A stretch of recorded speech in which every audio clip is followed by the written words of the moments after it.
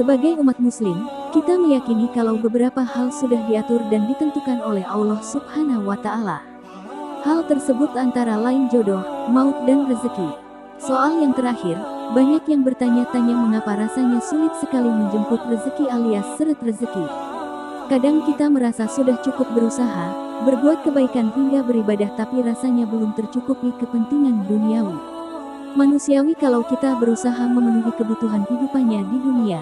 Tentu saja selain ikhtiar, harus juga dibarengi dengan doa.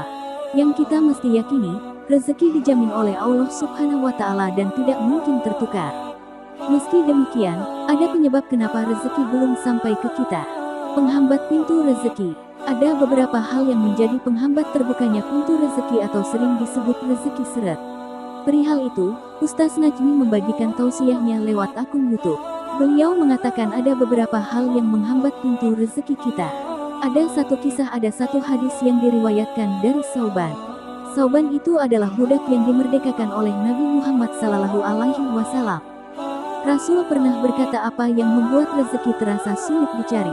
Hal itu karena dosa orang tersebut di masa lalu. Rasul mengatakan kenapa orang rezekinya sulit dan susah dicari. Ternyata karena terhalang dengan dosa yang pernah dilakukan di masa lalu, sambung Ustaz Najmi. Artinya dosa dan kesalahan yang pernah kita lakukan dulu, bisa jadi penghalang atas rezeki yang Allah berikan kepada kita semua. Selain kesalahan di masa lalu, ada satu hal yang bikin rezeki seret atau terhalang, yaitu rasa malas. Tak hanya berdoa tapi butuh berusaha. Salah satu penghalang rezeki sikap malas dan tidur di pagi hari. Hindari tidur di pagi hari, dan bergiatlah bekerja. Allah akan mudahkan rezeki jika berusaha. Tentunya semua orang ingin rezekinya lancar. Maka selain lebih giat berusaha dan menguatkan doa serta ibadah, kesalahan di masa lalu harus diperbaiki. Ada dua cara untuk melakukan hal tersebut.